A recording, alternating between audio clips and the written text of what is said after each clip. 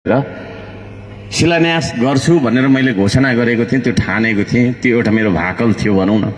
त्यसलाई मैले पुरा गरेँ, हामी सबैले सामूहिक रूपमा पुरा गऱ्यौँ। र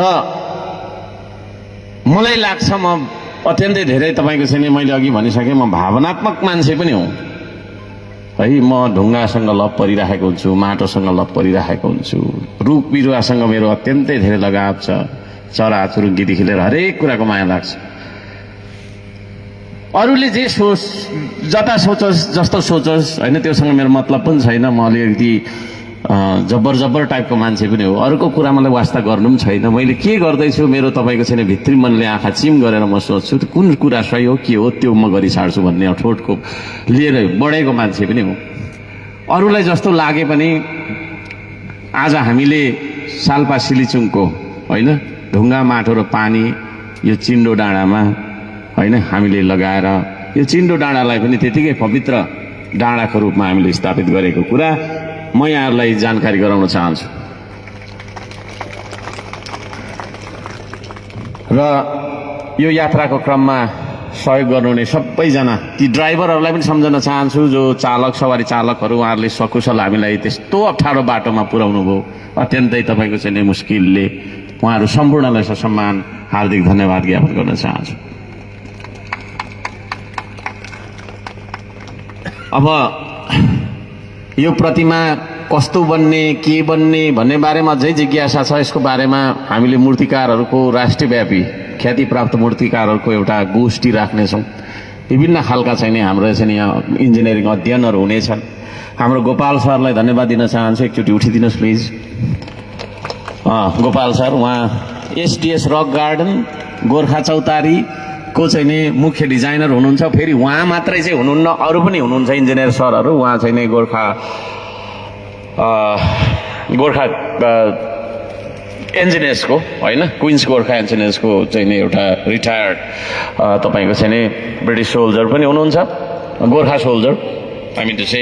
धन्यवाद छ, उहाँले पनि यहाँ धेरै सघाइराख्नु भएको छ। त्यसै गरी पारस पनि हाम्रो इन्जिनियर, हाम्रो चाहिँ नि भाइ कता जानुभयो होइन, उमेरले भाइ भएको कारणले भाइ भनेर मैले भने, उहाँलाई धन्यवाद छ। उहाँलाई साथ दिनुहुने अर्को इन्जिनियरलाई धन्यवाद दिन चाहन्छु र सबैजनालाई म धन्यवाद दिन चाहन्छु। यो अब अत्यन्तै राम्रो बनाउनु पर्छ होइन, शिलान्यास गरेर जसरी चाहिँ यसलाई हामीले भव्यताका साथ एनाउन्स गरेका छौँ त्यस्तै तरिकाले यो सुसम्पन्न भएर उद्घाटन गरिनुपर्छ र गर्नेछौँ हामी।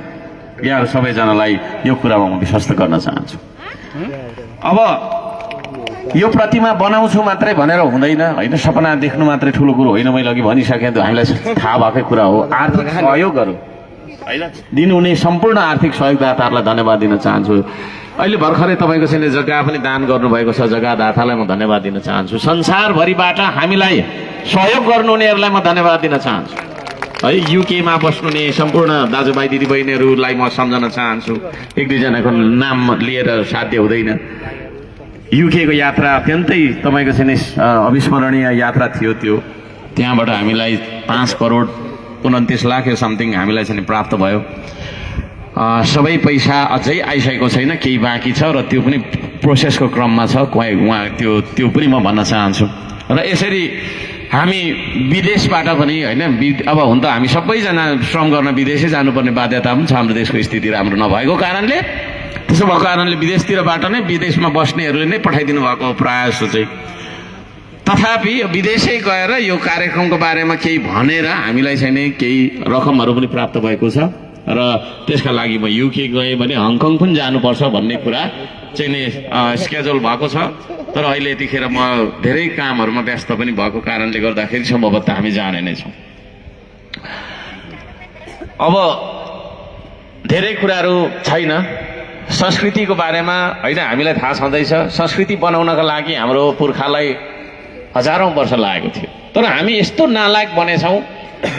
हाम्रो पुर्खाले 100औं वर्ष 1000औं वर्ष लगाएर बिराइदिएको बारी, माथि लेकदेखि तल बेसीसम्म, खोलासम्म, खोलादेखि माथि डाँडासम्म, त्यतिखेर न डोजर थियो, न ट्र्याक्टर थियो, न के थियो है। हातले बिराइदिएको बारी हामीले आज छोडेर बाँझो राखेर होइन चामल चाहिँ तपाईँको चाहिँ विदेशबाट आयात गरेर खाने खालको नालायक बन्यो। हाम्रो पुर्खाले हजारौं हजार वर्ष लगाएर बनाइदिएको भाषा है हामी नबोल्ने बिर्सिरहेका छौँ। हाम्रो पुर्खाले हजारौं हजार वर्ष खर्चेर बनाइदिएको संस्कृति हामीले बिर्सिरहेका छौँ। जब हामी संस्कृतिलाई बिर्सन्छौँ त्यहाँ हामी आफूले आफैलाई बिर्सन्छौँ। संसारमा आधुनिकता भन्छौँ, आधुनिकता भन्ने कुरा कहीँ छँदै छैन। सिर्फ छ त संस्कृति छ।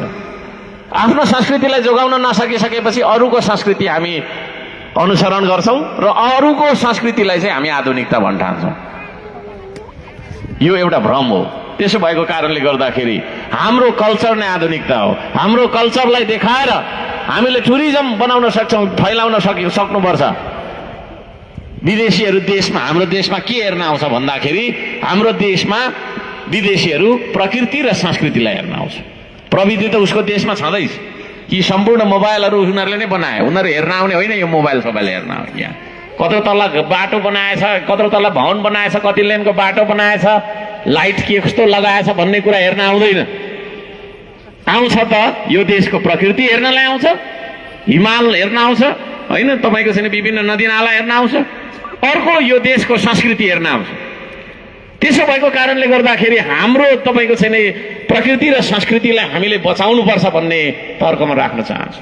त्यो बुझायो र त्यसरी नै एउटा संस्कृति, एउटा सांस्कृतिक धरोहरको रूपमा, सांस्कृतिक सम्पदाको रूपमा यहाँ बन्ने सुम्निमा र पारूहाङको प्रतिमा र त्यो प्रतिमा सहितको सम्पदा हामी बनाउँदैछौँ। यहाँ बन्ने चाहिँ यसो एउटा मूर्ति हुँदो रहेछ तर त्यो मूर्ति अगाडि गएर फोटो खिच्नु पर्ने रहेछ भन्ने होइन। यहाँ हामी अध्ययन केन्द्र बनाउँछौँ। हाम्रो संस्कृतिको बारेमा, हाम्रो सभ्यताको बारेमा जति सक्दो पौराणिक पुराण होइन, तपाईँको चाहिँ लेखिने काल भनौँ न, त्यतिखेरको त्यो तपाईँको चाहिँ प्राचीनतम तपाईँको चाहिँ इतिहासका ग्रन्थहरू हामी खोज्छौँ। त्यो इतिहास के रहेछ भन्ने कुराहरू खोज्छौँ।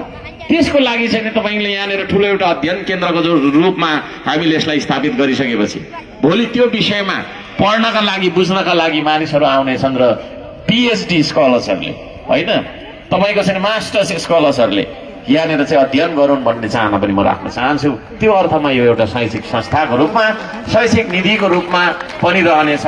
म यहाँहरू सबैजनालाई यो निवेदन गर्छु। धन्यवादको क्रममा मैले यहाँ थुप्रैजनालाई धन्यवाद दिनुपर्ने हुन्छ। अब धन्यवाद भन्दै बस्दा 1 वर्षै बित्छ होला होइन, त्यसो नभनौँ। तथापि मैले यहाँ विशेष धन्यवाद दिन चाहन्छु जो जसको यहाँनिर जग्गा थियो, जग्गा एक खालको छैन, उहाँहरूकै मूल्यमा है, उहाँहरूकै मूल्यमा हामीले खरिद गरेका छौँ। त्यो पनि हामी केही समय पछाडि चाहिँ सार्वजनिक हामीले गर्नुपर्ने हुन्छ, हामी गर्छौँ।